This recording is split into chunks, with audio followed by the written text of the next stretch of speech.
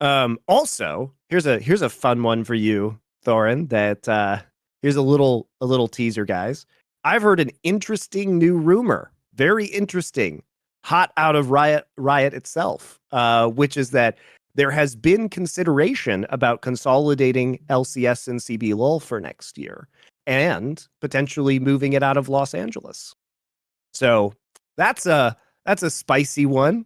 I'm not sure how true it is, but I think there is definitely it would be shocking if they had not had these conversations, right? If you just look at the way that we've seen LCS go, first off, as we've discussed many times on this show, the sustainability of running LCS in Los Angeles is pretty crazy. I think they would continue to run potentially Valorant out of the current LCS studio, but it would cut costs significantly, and it would allow them to probably move LCS back to the weekends because could do it in a different location if they wanted to run it at the same time. Riot's still under the delusion that all of the LCS fans also watch Valorant, so they can't be on at the same time, but maybe they have, they're reapproaching that. And I think also there's probably pressure from the teams. Riot Games attempting to do some like Marvel from the 70s shit. Like, of course, you'd know this if you read Silver Surfer 17 earlier. Like, we didn't. It's a totally different esports. Continue on. Like, you don't have to wait till I've caught up on Valorant before you can tell what happened on LCS. It's a totally different project, isn't it? There's not even an overlap. What's the overlap? There isn't one. You'd think they'd focus group this thing, like, surely the overlaps fuck all. Yeah, I mean, look, I think that they play Valorant. They might play Valorant for fun, but I don't believe people really like. Mate, those two games have no overlap. Like, I know obviously it's technically MOBAs, but like the appeal isn't even there. I think that's nonsense if they really believe that. I could believe Riot would, but it's just the Riot are in it. Right. I think right now they've been doing it just because of they can't run the two shows at the same time in the same studio. But there's also, I mean, the fact that for the ownership groups, one of the long complaints has been the expense of operating teams in the state of California, not only because you're paying higher payroll taxes, but just because you're in Los Angeles with the cost of living and housing costs and everything like that. And if you go to Vegas or Texas, you cut those costs really, really significantly. We can even make it more attractive for the actual contracts. Like, think about the income tax is going to be way better for players, right? Exactly, because California state income tax is 10%, and Texas and Vegas have 0%. So it's actually better for player income as well. I mean, I've argued for Vegas just because it's a 4 or 5 hour drive from Los Angeles, so you're still close enough. It's like a 40-minute flight, right? So you're still close enough to be in proximity to Riot HQ. Housing is extremely cheap in Vegas at the current point in time. Internet is very good in Vegas. There's a lot of production personnel in Vegas already for their entertainment industry. And it's not super burdensome for the teams to move out there. And I think the teams would absolutely love this kind of arrangement. Now, you might have to go further east just to, especially if you do anything with CBLoL.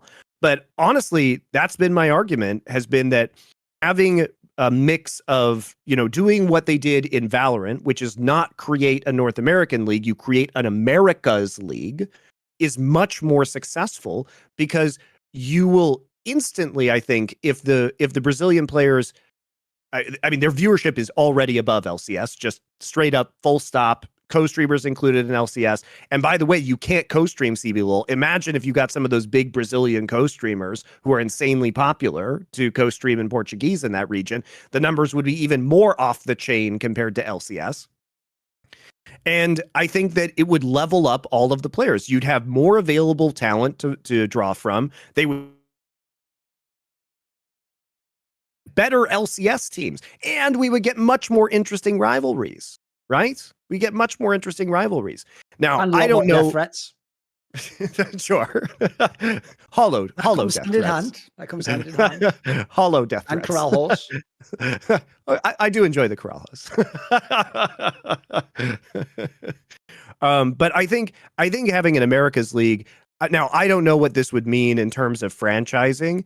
Would they buy out, some teams who wanted to be bought out and therefore, make a 16-team league and buy out a few of the kind of underperforming teams or teams that no longer want to participate in LCS. Like, I can't imagine, for example, that, maybe Immortals, because they have the MIBR brand and could like transform themselves into probably a pretty popular Brazilian team, would be interested in staying on under certain conditions. But I think there are a lot of the lower level teams. TSM has already said they want to get out, right? So Dignitas, I don't know if they want to stick around. So I think maybe if you offered some reasonable buyouts to some of the lower tier teams, that might be a good way to leave. As part of a consolidation in the system. So now I don't know if this is going to happen, guys, but like I said, as I've speculated previously about this merger, it is a natural line of thought. But the part people don't get is this, Monty. There isn't an equivalent in Europe. Like, I mean, I guess Europe used to technically have like the Russian teams, but they're obviously not that big, so they have their own region.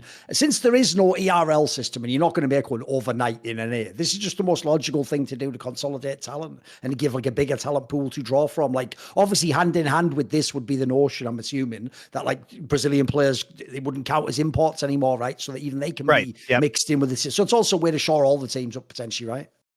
Yeah, and I mean, I would hope that this would also be Latin American teams as well. So speaking rosters from LLA. And yeah, like you say, at that point in time, you actually could create an ERL system based off of North America, Latin America, and South America, or a similar system that then feeds into the top level league. The problem is that you've franchised both CBLoL and LCS, and so it's about negotiating those contracts and how much money Riot wants to spend to get rid of some of these teams. Because I don't think we can exist in a world where there's a 20-team system in the Americas when there's only 17 in LPL in China, and the audience is significantly smaller than the LPL audience. So you'd have to pay people off to kind of leave, I think. I mean, the joke, like you're saying, especially if you want to like take some slots away, is you might actually do like a fucked up version of Owl. You might just basically say to TSM, here's some money to leave and never come back. In fact, that slot just dissolved, doesn't exist anymore, peace. Yes. Yeah. I mean, I think you do have to do that. You know, whatever it might be. So people don't know, the actual final act of Overwatch League, this is how whack it was to pay people 6 million to fuck off. There you go. There's your 6 million. Fuck off. Like, all right, sound brilliant league. Thanks. By the way, we did do an episode of the Four Horsemen, guys. If you want to go check that out, it is on this channel, Last Free Nation on YouTube, or you can check it out on podcast platforms where we talked to Harsha, one of the longtime kind of famous coaches of Overwatch League, who has moved on beyond his esports career right now, so is very free to talk about things. Never plans to come back.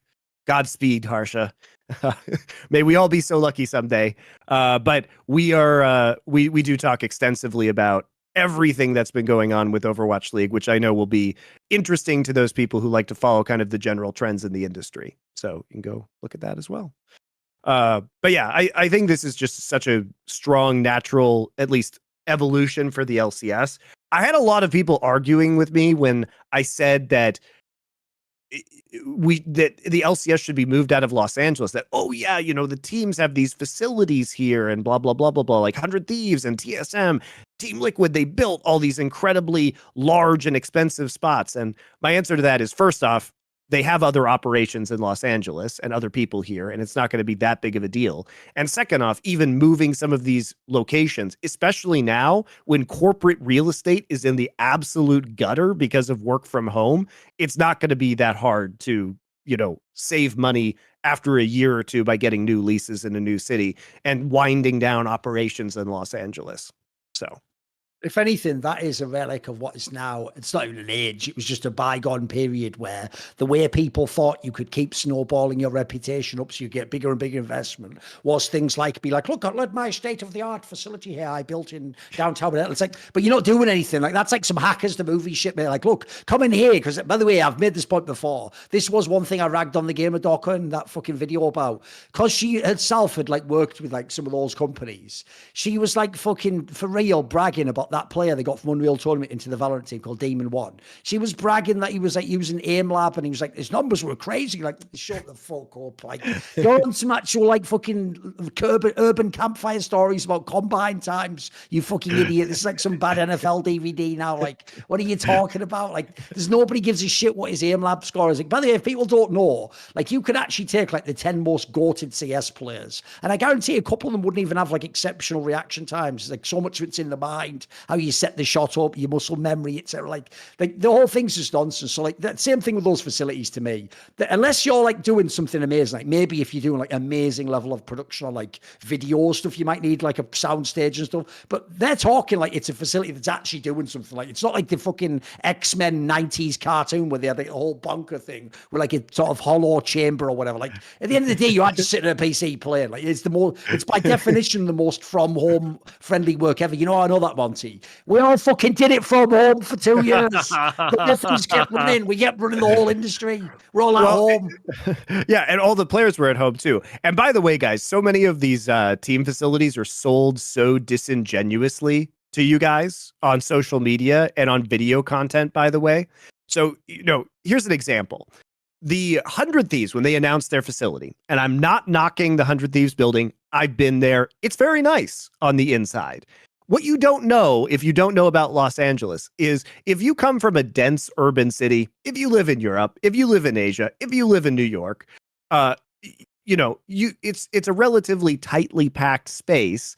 And you don't really realize that the sprawl of Los Angeles fills like a massive, massive land area in Southern California. It's mostly suburban. And there's just huge like warehouse parks in the middle of the city that take up a lot of space, but they're not vertically built. And they're, a lot of them are just kind of old, dumpy buildings. Not that that's the 100 Thieves facility. But my point is this. The 100 Thieves facility is about, I don't know, a 5-minute drive away from my house in Los Angeles. They're very, very close to me.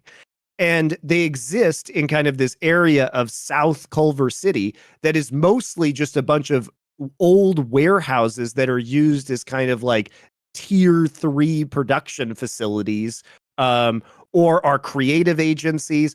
And they're close to something called the Hayden Tract, which is just kind of like a unattractive series of kind of shell buildings that sit around and people go there to work. And they're on a major street called Jefferson, and there's nothing interesting around the 100 Thieves building. It's not desirable real estate, but the way it's presented to you in these videos is like, holy shit, this is part of Los Angeles. Right. It's in the middle of Hollywood. Look how important this is. They are in like a shit ass corner of Los Angeles. And there's nothing to do around there. It's not walkable by any means. There's no glitz and glamour to where they are. And so a lot of the teams have intentionally oversold their facilities in LA when they are not in super high traffic, high volume places in Los Angeles. They are not in the prestigious location, and they shouldn't be. That's not their purpose. But you are sold a false bill of goods by these teams about how important or luxurious or expensive their facilities are. Bro, they may as well just rename 100 Thieves to fucking Bored Ape Esports Club. I think I've nailed the whole branding and everything. What are you talking about, Thorin? They're totally making a new FPS that is not just a Fortnite mod that they came out with. Metal in it. The grift never ends. The 100 Thieves grift is actually unreal. It's actually unreal. I mean, their whole shit has been release a run of like 200 t-shirts, claim you like sell them out instantly, and then claim you made a bunch of money off of that when you just intentionally did false scarcity. See more cool, funny, interesting clips based on topics from my content? Well, subscribe to this channel then, or, be a pleb and don't.